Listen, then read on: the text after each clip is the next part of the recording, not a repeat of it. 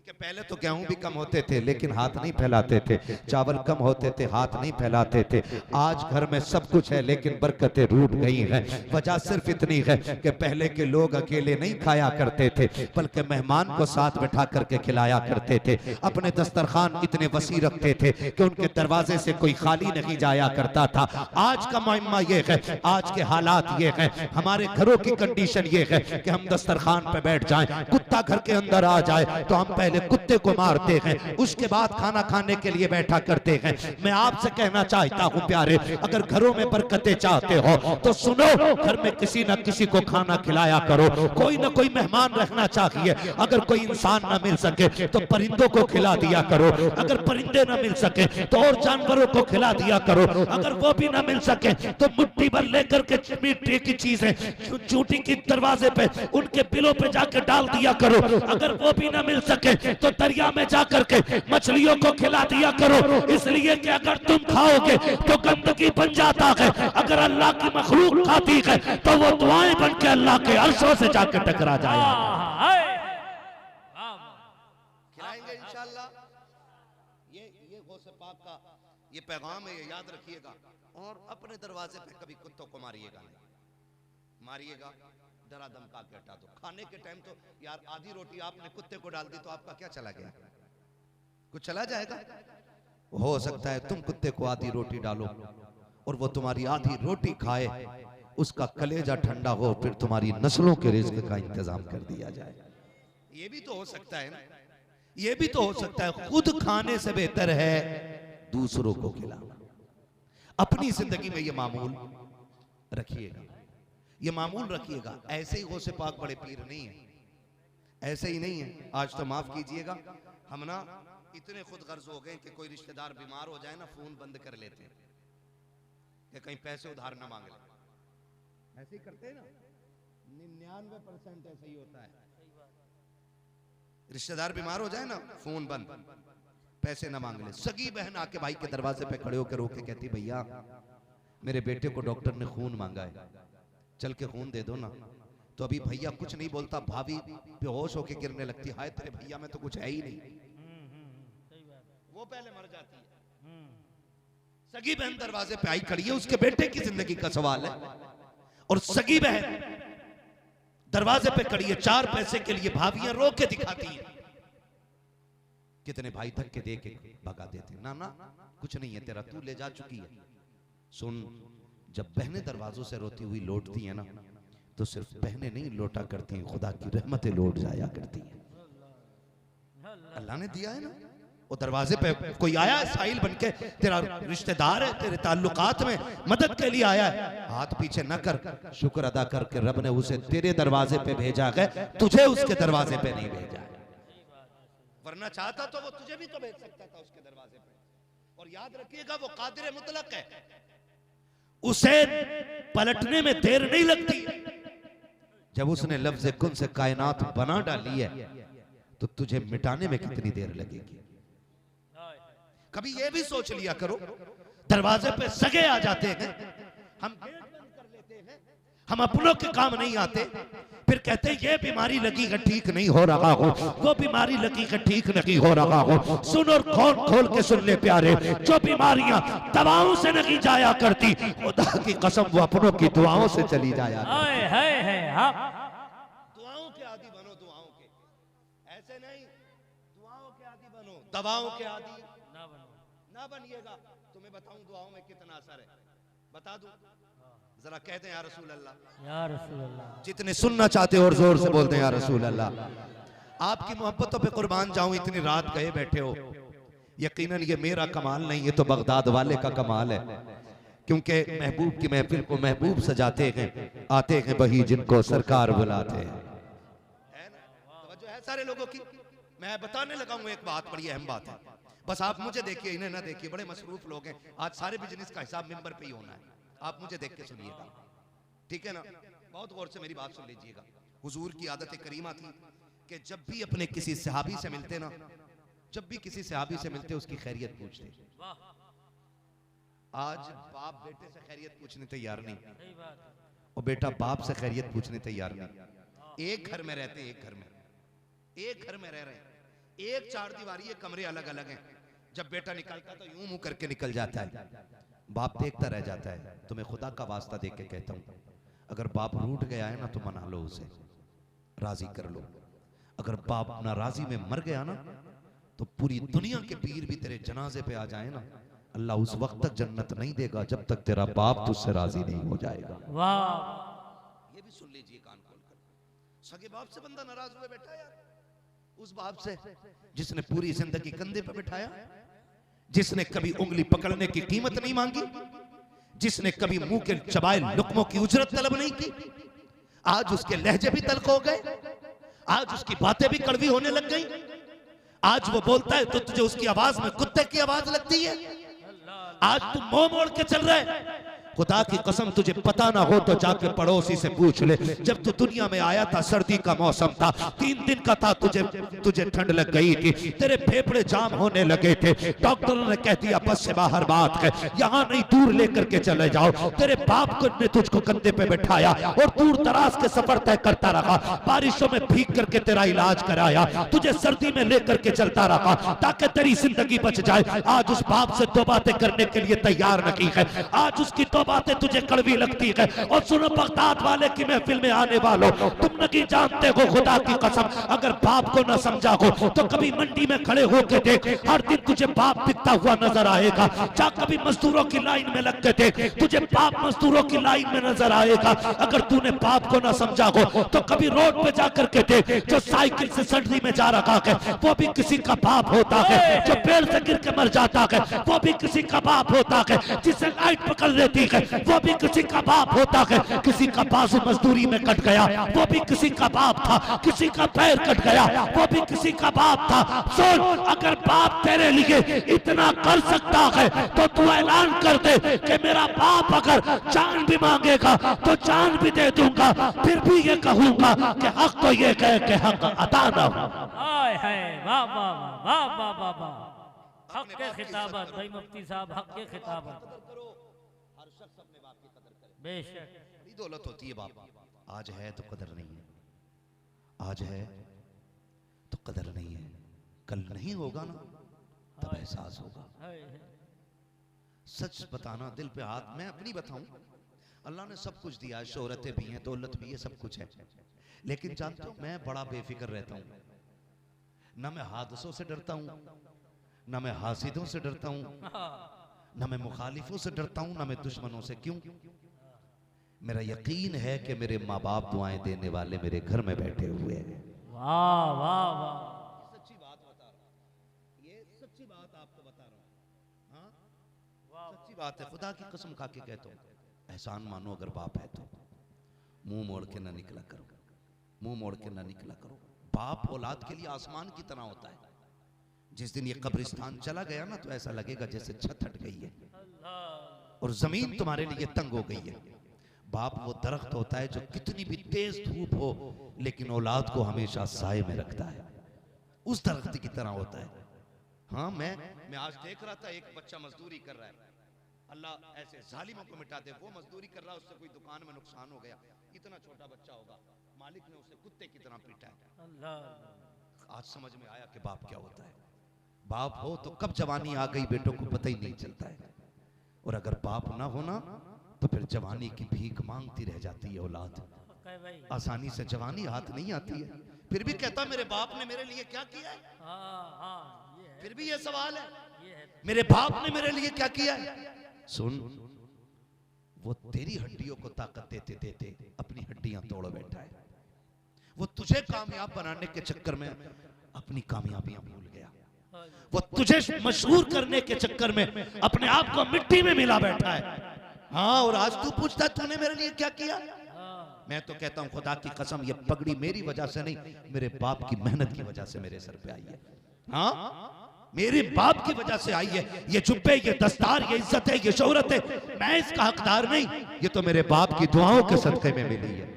अल्लाह ने बाप दिया है ना तो कदर कर लो, नहीं होगा तो रोना आएगा।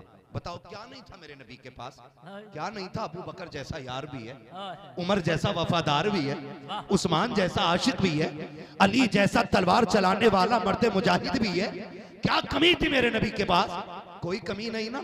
बिलाल जैसा आशिक भी है, सलमान जैसा दीवाना भी है, खुबैब जैसे जानिसार भी हैं, ऐसे ऐसे दीवाने उसकी चौखट पे खड़े हैं, लेकिन फिर भी रोता था मेरा नबी, फिर भी रोता था मेरा नबी। चचा हुजूर के पीछे हो जाते ना, मेरे नबी बाजू पकड़, चचा पीछे न चला करो। हुजूर के चचा कहते महबूब मेरे औकात क्या, मैं आपसे आगे चलूं, मेरे माँ बाप तेरी जूतियों पे सदके जाएं, मैं कैसे आपके आगे चलूं, क्यों मुझे आगे करना चाहते हो? मेरा नबी आंख में आंसू भर के कहता था, मक्के वाले कहते हैं कि आपकी शक्ल मेरे बाप अब्दुल्ला से मिलती है, और जब आप पीछे चलते हो तो लगता है मेरे बाप से मेरी पीठ हो गई है। ओ लोगों, जिसने चचा को इतनी इज्जत दी हो, वो अपने बाप को कितनी इज्जत देने के लिए आया होगा। आज खुदा का वास्ता देख के कहता हूं यार, कदर कर लो, आज इज्जत कर लो। बैठे वो घर के अंदर, वो बैठे घर के अंदर, राहें तक रहे, मेरा बेटा आ रहा होगा परदेश से, लाएगा मेरे लिए कुछ ना कुछ। मैं भी तो आता था ना बाजार से, तो मैं कभी केले लाता था, कभी सेब लाता था, इतना तो मेरे बेटे को भी याद होगा ना कि मुझे क्या पसंद है। लेकिन खुदा की कसम, बाप उस दिन नहीं मरा जिस दिन कफन में लिपटा है, बाप उसी दिन मर गया था जिस दिन बेटा बाजार की चीज छुपा के बाप से घर के अंदर दाखिल हुआ। उस दिन मर गया था बाप। उसको लगा था कि मैं इसके लिए बाजार से रात के 3 बजे भी आता था, बीवी से कहता था उठा, मैं बाद में खाऊंगा, अपने लाल को पहले खिलाऊंगा। मेरा रिश्ता इसके साथ ऐसा था। और आज ये छुपा के लेके जा रहा है, और ये सोच के कि गरीब हो जाएगा, ये सोच के कि मुझे खिलाने से दौलत में तंगी आ जाएगी। और यार तुम नहीं जानते हो, अमीर बनना चाहते हो ना, तो दौलत माँ बाप के कदमों पे लुटाया करो। वाह वाह, उनसे मुंह मोड़ के न निकला करो, उनसे मुंह मोड़ के न निकला करो। परदेश से आया करो ना, पहले बाप के पास बैठा करो। मैं तो कहता हूँ ना, थक गया है बाप, थक गया है। देखो हालात कितने, जिस दिन बाप बनोगे ना मेरे बेटे, उस दिन पता चलेगा बाप की जिम्मेदारी क्या होती है। जब से बाप बने ना, कसम खा के कहता हूँ, सब कुछ है, सब कुछ है, लेकिन कुछ भी अपने लिए करने का मन नहीं करता। आज जी चाहता है कि जो भी हो औलाद के लिए हो जाए। फिर ख्याल आता है जितनी हमें औलाद प्यारी है ना, उतनी हमारे माँ बाप को अपनी औलाद प्यारी है। जिस दिन इस जगह पहुंचोगे तब तुम्हें पता चलेगा बाप क्या होता है, बाप क्या होता है। किसी अक्लमंद ने बड़ी प्यारी बात कही थी, उसने कहा था, जो जेब में पैसे होते हुए, दिलों में हसरतें होते हुए, बाजार से खाली जो लौट जाए ना, उसे बाप कहते हैं। जो अपनी हसरतों को गला घोट देता है, उसे बाप कहते हैं। और फिर भी बंदा कहता है कि तुमने मेरे लिए किया क्या है, तुम मेरे पास न बैठा करो, तुम्हारे गंदे कपड़ों से मेरी इमेज पे फर्क पड़ता है, तुम्हारी लैंग्वेज से मेरी क्वालिटी पे फर्क पड़ता है, लोग तुम्हें मेरा बाप कहते हैं तो शर्म आती है। DIG का बाप इतना बड़ा जाहिल है, SDM का बाप जाहिल कैसे हो सकता है, वकील का बाप जाहिल कैसे हो सकता है। ये कह के बाप को रोज थप्पड़ न मारा करो, बल्कि अगर इज्जत दिखाने की बात आए तो सबसे बड़ी कुर्सी बाप के लिए डाल। और अगर कोई पूछे ये ऊंची कुर्सी पे कौन बैठा है, कह दे इस पे वो बैठा है जो इस कुर्सी का हकदार है। का कौन है? का ये वो है जिसकी ठोकरों की धूल से इस बाप को अल्लाह ने ये इज्जत अता फरमाई। वाह वाह वाह, क्या बात है। मांगा करो, अपने बाप के कदमों में बैठ के अल्लाह से भीख मांगा करो, अल्लाह से भीख मांगा करो, माँ बाप के कदमों में बैठ। वाह वाह वाह, हाँ, उनके कदमों में बैठ के भीख मांगा करो। तुम नहीं जानते हो, इन उलमा से पूछिए जो रियाजत और सुलूक के रास्ते और इबादत के जरिए और विलायत के रास्ते 12 साल की विलादत से नहीं मिलते ना, विलायत 12 साल की इबादत से नहीं मिलते ना, अल्लाह वो माँ के 2 आंसुओं के कतरों में अता फरमा दिया करता है। कहाँ, किधर बैठे हो? हमसे पीर साहब कहते हैं कि 4 जुमेरात हैं, तुम्हें चिराग जलाना, आंधी हो तूफान हो, बच्चे छोड़ के जा रहा है, बीवी छोड़ के जा रहा है, चिराग जलाने जा रहा है ना। वो बाप ने कहा बेटे ये खांसी का सिरप है, पिछली ठंड में लाके दिया था, बड़ा आराम मिला था। पर्चा देख के यूं गुस्से में मोड़ा और मुंह पे मार के कहता है तुम्हारे खर्चे उठाऊं या औलाद के खर्चे उठाऊं? डरो अल्लाह से, डरो अल्लाह से, ना कहा करो बाप से कि तुम्हारा खर्चा उठाने का मेरे पास वक्त नहीं है, मत कहा करो। अल्लाह तौफीक देना। उनको अगर हड्डियां भी देनी पड़े तो अपनी निकलवा के दे दो, दिल भी देना पड़े तो दे दो, दिल भी देना पड़े तो दे दो, इसलिए कि रब की रजा बाप की रजा में रखी गई है। ये याद रखिएगा, पीर हो फकीर हो कितना बड़ा अल्लामा हो, कोई ऐसा नहीं जो बाप से बड़ा रुतबा रखता हो। तुम्हें पता है ना, बगदाद वाला पीर पढ़ने के लिए बाहर निकला ना, माने का अब्दुल कादिर मेरे हाथ में हाथ दे, मेरे बड़े पीर ने हाथ में हाथ दे दिया। अम्मी क्या बात है? कहा बेटे एक वादा करके जा कि कभी झूठ नहीं बोलना है। सरकार गौसे पाक तो वो हैं जो आलम अरवाह में भी वली हैं, माँ के शिकम में भी वली हैं और पैदा भी विलायत के साथ हो रहे हैं। और ये पहला बच्चा है जमीन पे जिसने पैदा होते ही रोजा रखना शुरू कर दिया। आम नहीं है। और आज ये कब रोजा रख रहे हैं? जब पैदा हुए। और अब उम्र 16, 14, 17 साल, अब ये उम्र आ गई आपकी, घर छोड़ रहे हैं। माँ ने कहा झूठ ना बोलना, बता जो आलम अरवाह में वली है वो झूठ बोलेगा। लेकिन वाह रे अब्दुल कादिर, तूने माँ का हक अदा करके दिखाया। तूने माँ होने का हमें सबक सिखाया है। अल्लाह अकबर। माँ ने हाथ में हाथ दिया, अम्मा वादा रहा, अब्दुल कादिर जान दे देगा, तुझसे किया हुआ वादा न तोड़ेगा। आज एक एक बंदे से मेरी गुजारिश है, परदेश जाते हो सबसे दिल खोल के मिलते हो, बीवी से पूरी रात रो रो के बातें करते हो, हंस के बातें करते हो। और माँ के लिए वही सुबह के 3 मिनट, माँ के लिए वही 3 मिनट सुबह के। उस माँ की किस्मत में 2 घंटे का भी वक्त नहीं, जो तेरे बगैर 1 मिनट नहीं रह सकती थी, उसके लिए आज 2 मिनट रह गए तुम्हारे पास। आए दरवाजे पे वो रोती हुई आई, बेटे आ एक बार माँ के सीने से भी लग जा। जितनी तेरी बीवी तेरे लिए तड़पती है ना, उससे कहीं ज्यादा मेरा दिल तड़पता है तेरे लिए। वो कहती बेटे, डर के बेटे, बहू से डर के माँ कहती है बेटे फोन कर लिया कर। आज माँ को डर के कहना पड़ रहा है बेटे फोन कर लिया कर। इन्होंने कहा अम्मी कर लूंगा। तुम नहीं जानते हो, लोग ईद का चांद इतने लोग ईद का चांद इतनी शिद्दत से नहीं देखते जिस शिद्दत से माँ बेटे के फोन का इंतजार करती है। और तुम माँ से कह के चले गए मैं करूंगा फोन, अम्मी मेरा फोन आएगा देख, मैं जाकर शाम को बताऊंगा मैं पहुंच गया हूं। माँ फोन रखे रखे बैठी रह गई, पूरी रात गुजर गई, लेकिन 1 घंटे तक न बच सकी उसके फोन की। वो उठा के घुमा के देखती रही, कहीं फोन तो खराब नहीं हो गया, कहीं इसकी बैटरी तो डाउन नहीं हो गई। और तुम रात भर अपनी बीवी को जुलेखा बना करके जिंदगी की, उससे रात भर कुलाबे करते रहे। तुझे क्या पता माँ क्या होती है? काश तूने कभी माँ की जुदाई का एहसास किया होता। तुझे बताऊं मेरा नबी है, अभी दुनिया में जलवागर नहीं हुए हैं कि बाप का इंतकाल हो जाता है, अभी पैदा हो रहे हैं। हलीमा सादिया लेके चली जा रही है, 4 साल के बाद वापस पलटे हैं। 2 साल माँ के साथ रहने का शरफ मिला है। उसी 2 साल के अंदर अपनी वालिदा के साथ अपने ननिहाल मेरे नबी जा रहे हैं। वापसी में आते हुए वालिदा की तबीयत खराब हो गई। काफिले वालों ने कहा था आमीना बताओ तो सही, साथ चलना है या तुम्हें ठहरना है? हजरत हलीम हजरत आमीना ने काफिले की तरफ देखा, दूसरी बार रो करके अपने बेटे मोहम्मद की तरफ देखा और कहा था काफिले वालों मैं तो चलने की ताकत नहीं रखती हूँ, जाओ तुम चले जाओ, तुम्हें सफर मुबारक हो। ये कह के हजरत आमीना ने काफिले को रुखसत किया।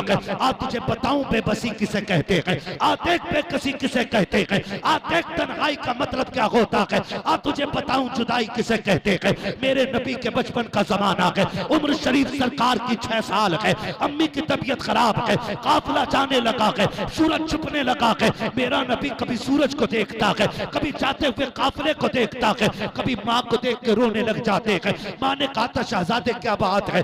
अम्मी काफिला जा रहा है, जंगल के तन्हाई है, कोई दूर दूर तक यार मददगार नहीं है, अम्मी क्या बनेगा? का बेटे मेरे सीने से लग जा। सरकार की अम्मी ने सरकार को सीने से लगाया। जरा सोच तो सही उस आमीना का मुकद्दर क्या रहा होगा जिसने मेरे नबी को सीने से लगाया। अबे मेरा नबी तो वो है जो अर्शों से गुजरे तो अर्श की महराज हो जाती है, अगर बैतुल मुकद्दस से गुजरे तो नबियों की इमामत करता है। बता उस आमीना का मुकद्दर क्या होगा जिसने गोद में लेके मेरे नबी को झूले झुलाए। जिंदाबाद जिंदाबाद। माँ क्या होती है? वाह हुजूर बैठे अम्मी क्या बनना है? हक के खिताबत ना सुना ना? वाह भाई बेटे को सीने से लगाया, कुछ सोच रही है। माँ तो माँ होती है, माँ तो बहुत अच्छा माँ होती है। तुम 7 समंदर पार रहो, माँ पलिया में हो, माँ निगासन में हो, माँ कहीं भी हो, तुम 7 समंदर पार हो। तुम टेक्नोलॉजी के अंदर बैठे हो, माँ मिट्टी पे बैठी है। कसम खा के कहता हूं पेट में दर्द तेरे हो, तू इतना बेचैन नहीं होता जितनी बेचैन 7 समंदर पार माँ हो जाया करती है। जितनी बेचैन 7 समंदर पार माँ हो जाया करती है। और सुनो लोगों सुनो, दुनिया में सेठ कहने वाले, ठेकेदार कहने वाले, जमींदार कहने वाले 1000 मिलेंगे, लेकिन नाम लेके बेटा कहने वाला माँ बाप के अलावा कोई दूसरा नहीं मिलने वाला है। तरस जाओगे इस जुमले को अगर ये चले गए तो, तरस जाओगे। इसलिए खुदा मेरा नबी बैठा है, हुजूर की आंखों में आंसू है। नबी की अम्मी ने यूं बाजू फैलाया, आ मेरे सीने से लग जा। तूने सोबिया से लोरियां ली हैं, तूने शीमा से लोरियां सुनी है, तूने हलीमा से लोरियां सुनी है, आज आखिरी बार आमिना की लोरियां ले सुन ले। हुजूर दौड़े, माँ के सीने से लग गए। अजीब कयामत थी, अजीब कयामत थी। मेरा नबी रोया, मातब की देख के कह रही है, ना रो मेरे लाल, ना रो, अल्लाह ने तुझे बड़ी शान अता की है। जब तू दुनिया में आया था ना, तो मैंने सुना था कोई कह रहा था वो आ गया है जिसकी जमाने में निराली शान होनी है कि कायनात को इसका गुलाम बनाया जाएगा और इसको कायनात का इमाम बनाया जाएगा। बेटे तुझे अल्लाह ने बड़ी शानें दी हैं, बड़ी शानें दी हैं। बेटे हर नई चीज को पुराना होना है, हर आने वाले को चला जाना है, हर बका के लिए फना है। बेटे सब चले जाएंगे, लेकिन जानते हो ये कहते कहते ना हजरत उम्मे ऐमन चुप हो गई, चुप हो गई। फिर होश आया, फिर आपने हजरत शीमा को आवाज, उम्मे ऐमन को आवाज दी, कहा कि उम्मे ऐमन, कहा जी, जरा करीब आओ। हुजूर का हाथ पकड़ के उनके हाथ में दिया, कहा आज से मेरा लाल तेरे हवाले है, आज से मेरा लाल तेरे हवाले। और तारीख 7 जुमले कहे थे नबी की अम्मी ने, एक एक बंदा जरा दिल पे हाथ रख के सुने। मेरे नबी की अम्मी ने कहा था, उम्मे ऐमन याद रखना मेरे बाद मेरा लाल दीवार से लग के नहीं रोना चाहिए, इसलिए कि जब माएं चली जाती हैं तो बेटे दीवार से लग के रोया करते हैं, फिर आंसू पोंछने के लिए दुपट्टे नसीब नहीं होते। उम्मे ऐमन मेरे बेटे को कभी दीवार से लग के ना रोने देना। सुन, अगर ये दीवार से लग के रोया तो आमीना की रूह तड़प जाएगी। ये कहते कहते हजरत आमीना चुप हो गई। मेरे नबी ने देखा माँ कुछ बोलती नहीं, तो माँ होती है ना। हुजूर ने देखा माँ की सांसें रुक गई हैं, फिर ये आवाज हमेशा के लिए उस वादी में खामोश हो गई। सांसों की माला टूट गई और फिर धड़कनों ने साथ छोड़ा। नबी की अम्मी हमेशा के लिए खामोश। फिर मेरे नबी ने, जानते हो, माँ के होठों पे होठ रखे। 6 साल की उम्र है, जंगल है, तन्हाई है, कोई नहीं है, एक उम्मे ऐमन है बस, और माँ का आखिरी सफर है। होठों पे होठ रखे, कहते अम्मी और बोलो ना, बड़ा अच्छा लगता है जब तुम बात करती हो। तरस जाओगे अगर माँ नहीं होगी तो। ये जुमले नहीं मिलेंगे तुम्हें पूरी जिंदगी, मीठी बातें करने वाला कोई नहीं होगा। मेरे नबी कहते अम्मी बोलो ना, और बोलो ना। मुहद्दिस देलवी कहते मेरे नबी ने 2 मरतबा कहा था अम्मी और बोलो। उम्मे ऐमन ने हाथ रख दिया, ना बेटे जो चले जाते हैं वो बोला नहीं करते। मुहद्दिस देलवी फरमाते हैं अगर 3री मरतबा नबी कह देते ना अम्मी और बोलो, तो मलकुल मौत को रूह लौटानी पड़ जाती, नबी की अम्मी को बोलना पड़ जाता। इसलिए कि तुम्हारे मुंह से जो निकली वो बात होके रही। काफिर हुजूर को लेके उम्मे ऐमन फरमाती कि मैंने जिंदगी में कभी ऐसा कोई बच्चा नहीं देखा जिसने इस उम्र में अपनी माँ की कब्र बनाई हो। हुजूर छोटे छोटे हाथों से पत्थर उठा के रखते, माँ की कब्र बनाए जाते, रोते जाते, माँ की कब्र बनाते जाते। कहते मैं हुजूर को जब लेके चली, जब ढाल से नीचे उतरी मैंने हाथ छोड़ दिया, नीचे आके देखा, पीछे देखा हुजूर नहीं थे। कहा मैं डर गई, कोई दरिंदा तो नहीं ले गया उठा के, यहाँ शेर है, चीते हैं, जंगल है, कोई ले तो नहीं गया। फरमाती कि मैं ये सोच करके परेशान थी, मैं पीछे दौड़ी, क्या देखा कि मेरा नबी माँ की कब्र से लिपट के रो रहा है। ओ यार माँ की कब्रों पे जाया करो, हम तो दफन करके उनके निशान भी भुला देते हैं, हम तो बरसी और 40वें तक माँ बाप को याद रखते हैं। तुम नहीं जानते हो जब तक तुम जिंदा रहते हो तुम्हारी माँ बाप को कब्रों में तुम्हारा इंतजार रहता है। हर जुमे को जाया करो माँ बाप की कब्र पे, उनसे नाराज ना हुआ करो, अपनों से मुंह न मोड़ा करो, अपनों से रूठा ना करो, अपनों को ताने न दिया करो, माँ के किए हुए वादे पूरे किया करो, माँ से कभी झूठ ना बोलना। मेरा बड़ा पीर कहता अम्मी झूठ नहीं बोलना है। सरकारे गौसे पाक आगे गए, चोर मिल गए, सबको लूटा, सबको पता है। आखिर में बगदाद वाले से पूछा तुम पे कुछ है? कहा हाँ। कहा क्या? 40 सिक्के सोने के। किधर है? कहा सदरी में। कहा सदरी में किधर? कहा मेरी माँ ने रख के सिल दिए थे। कहा किधर है? कहा सिलाई तोड़ो। सिलाई तोड़ी, 40 सिक्के गिरे। डाकुओं के सरदार ने कहा अजीब बच्चा है, अपनी दौलत खुद बता के दे गया, झूठ भी तो बोल सकता था। कहा ना। कहा क्योंकि मैं घर से चला था ना, तो मेरी माँ ने हाथ पकड़ के कहा था अब्दुल कादिर झूठ नहीं बोलना है। कहा मैं माँ से वादा करके आया था। कहा तू 40 सिक्कों की बात करता है, माँ के लिए तो मैं पूरी जिंदगी लौटाने के लिए तैयार हूँ। वाह इस जुमले पे चीख निकली डाकुओं के सरदार की। उसने कहा कि तू अब्दुल कादिर बच्चा हो के माँ का वफादार है, हम बंदे हो के खुदा के वफादार न रह सके। कब हाथ बढ़ा दे, हमें भी तौबा करा के अल्लाह वालों में शामिल फरमा दे। जब सरदार ने इतना कहा, पीछे से 39 उसके शागिर्द आए। कहा उस्ताद जी जब चोरी साथ में की है तो जन्नत में भी साथ में जाना है, अकेले तुम नहीं हमें भी जाएंगे। ये पहली जमात थी जो बगदाद वाले के हाथ पे तौबा करके वली बनती नजर आ रही। वाह वाह वाह। आपसे गुजारिश है अपने परिवार के साथ वफा करें, अपने खानदान के साथ वफा करें, अपने रिश्तेदारों के साथ वफा करें और उनकी इज्जत किया करें। किसी को दौलत का गुरूर न दिखाना। अल्लाह ने अगर पैसा दिया तो खर्च करने की भी आदत डालो। कमाना बुरी बात नहीं है, इतना कमाओ नौजवानों, इतना कमाओ कि तुम किसी पे बोझ न रह सको, बल्कि इतने बड़े बन जाओ कि तुम दूसरों का बोझ उठाना शुरू कर दो। इस्लाम कमाने से रोकता, कमाइए, हलाल कमाइए और इतना कमाइए कि दूसरों के काम आने लग जाओ। कमाएंगे इंशाअल्लाह। फरमाएगा या अय्युहल्लज़ीना आमनुत्तकुल्लाह वकूनू मअस-सादिकीन, ईमान वालों अल्लाह से डरो और सच्चों के साथ हो जाओ। डरने का मतलब यह है जो हुक्म दिया गया है उसकी पाबंदी की जाए, जिससे मना किया गया है उससे रुक जाओ। और जब नेकियां ये फराइज वाजिबात पूरे हो चले, फरमाया फिर अब क्या करना है? का वकूनू मअस-सादिकीन, अब सच्चों की जमात में शामिल हो जाओ। किसी अल्लाह वाले का दामन थाम लो, ऐसे का थाम लो कि जो तुम्हारा हाथ पकड़े और मदीने वाले से लाके मिला दे। ऐसे शख्स का हाथ थामना है। अब मुकद्दर के धनी हम लोग, हमारे बीच में आले नबी औलादे अली हुजूर से ये शाहिद मियाँ की आमद हुई है। अगर कोई ये चाहता है कि शरफ़े बैत भी हासिल करे, हजरत से मुरीद भी हो जाए, तो मौका बड़ा सुनहरा है। पीर भी है, साथ सैयद भी है।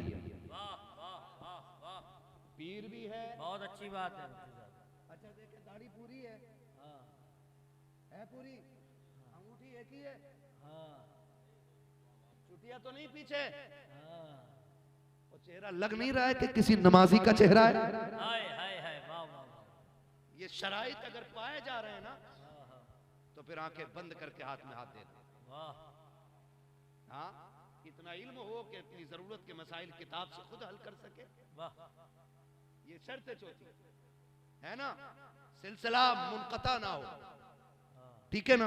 अगर ये सारे शराइत आपको लग रहा है ना पूरे, तो फिर खाली न जाइएगा, झोली फैला लीजिएगा और कादरी फैजान यहाँ से लेके उठिएगा। उठेंगे इंशाअल्लाह, इंशाअल्लाह। हाथ उठाओ इंशाअल्लाह। अपनी जिंदगी को बेहतर कीजिएगा, अच्छे लोगों के साथ हो जाइए। वकूनू मअस-सादिकीन, और सच्चों के साथ हो जाओ। मालिक क्या मिलेगा? कहा तुम यहाँ सच्चों के साथ रहो, हम क़यामत में तुम्हें सच्चों के साथ उठाएंगे।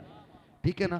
बस जो हुए अगलात उनको माफ फरमाए रब्बे कायनात। जिंदगी ने दिया साथ, फिर होगी मुलाकात। चमन रहा फूल खिलेंगे, जिंदगी रही फिर मिलेंगे। सारे लोग कलमा शरीफ पढ़ लीजिए, ला इलाहा। अपनी कमेटी का नाम क्या है? हामिदी कमेटी। हामिदी कमेटी, क्या बात है, माशाअल्लाह। हामिदी कमेटी, इस कमेटी के हक में दुआ करें कि खुदा करे कि ये कमेटी इसी तरह जिक्र की महफिलें सजाती रहे और बगदाद वाले के नाम के चर्चे होते रहे। कह दो आमीन। ये पैसे ले जाओ सारे, फिर बोल दो आमीन। बहुत अच्छे लोग हैं, अल्लाह सलामत रखे। सारे लोग कलमा शरीफ पढ़ लीजिए, ला इलाहा इल्लल्लाहु मुहम्मदुर रसूलुल्लाह, अस्तगफिरुल्लाह रब्बी मिन कुल्ली ज़ंबिन व अतूबु इलैहि व मा अलैना इल्लल बलाग।